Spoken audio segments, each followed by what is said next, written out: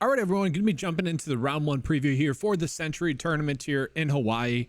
Going to be breaking down the round one showdown plays as well as just the prop bets that we could be on for round one. So personally, I think a good practice to get into is just looking at the wind really to start your round one preview, or any round for that matter. You can sort by the hourly. This is just from PGAtour.com. A lot of people like to use Wind Finder, whatever, it doesn't really matter. Look at the 7-day forecast, you can get an idea as well.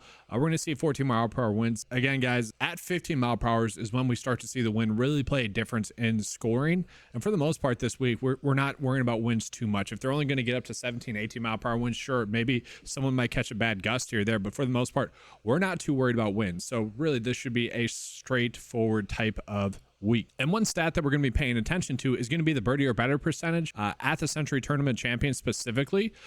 We can see how the players did last year, birdie or better percentage as well.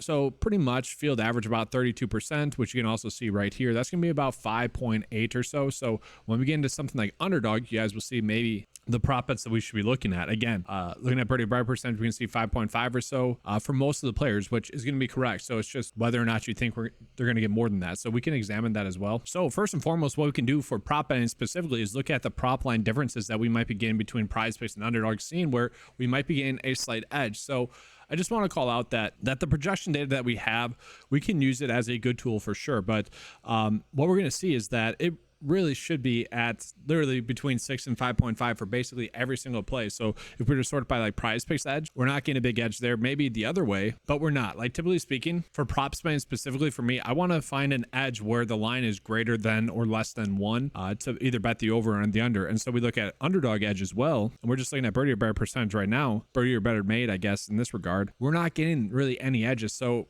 honestly, kudos to both PrizePicks and Underdog for seemingly getting it correct for the first tournament. We know that golf was a big edge last year, and throughout the year, they did start to figure it out. Now, one big thing that we have here is we are getting some decent prop line differences. And so right away, I'm looking at Collin Morikawa for potentially over strokes on Underdog at 67.5, and then you could also do that for Tommy Fleetwood as well at 68. Now the event average is about 68.9 there. Okay, Collin Morikawa is someone that has really done well at this tournament in the past, so for me, I probably want to be looking at him for the under 68.5 stroke on PrizePicks. I think that's gonna be a better bet. Same thing for Tommy Fleetwood as well. But again, like the data is kind of agreeing with these. Like again, we're not getting a big edge. You could see maybe potentially betting Patrick Cantlay for over. I don't particularly love that. It's also gonna be the same thing for Tommy Fleetwood for the over here. Again, like I'm fine with that, but we're really not getting that many big edges. So for me, in total, Collin Morikawa, we could do higher here, and then Tommy Fleetwood, we would want to do higher then as well. Now, for example purposes, I'm just gonna do a $1 bet for this.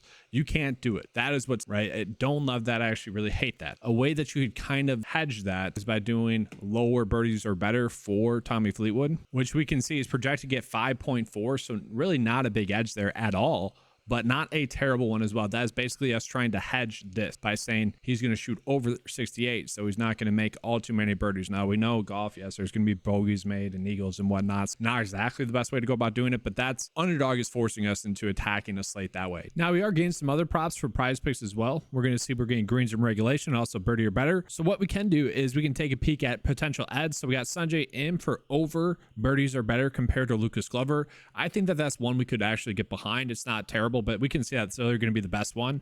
And then looking at it from an edge, Xander versus Patrick Cantlay, that's definitely an interesting one. I don't know if I would want to actually do that one. I don't think that's favorable.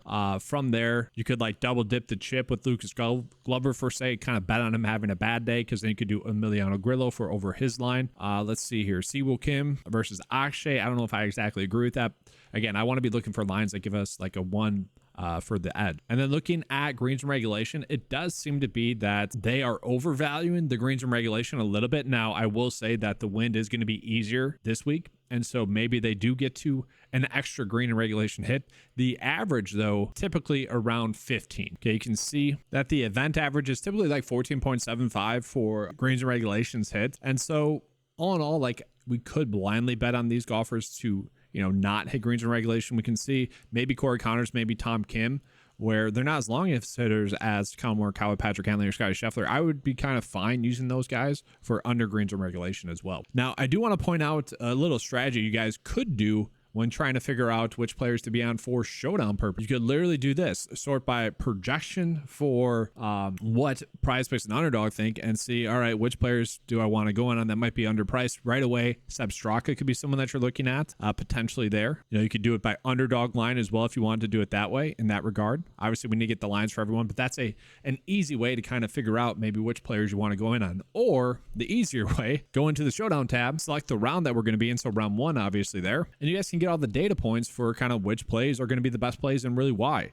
Okay, so this is pulling in their averages for it, and so Sky Scheffler going to be the best round 1 showdown play on the season, but also today or in this round, then Max Homa, then Xander, then Victor Hovland. Ludwig is someone that I think is going to be chalky, so it's debating whether or not you want to eat that chalk. One player that does stand out to me is actually Brian Harman. He's definitely someone I think will be interesting at that price tag, but really guys, strategy that we want to do for round 1 showdown is going to be the exact same as what we want to do for this week. We want to go studs and duds. So to me, I'm probably looking at Scotty, Homa, maybe Brian Harman, and then just going cheap. Eric Cole's a name that really stands out to me there for showdown purposes. So to me, it's kind of easy what we want to do round 1 showdown. If you want to just look at by showdown rank, there we go. A little bit easier for you guys to absorb that information, but all in all, it's kind of straightforward.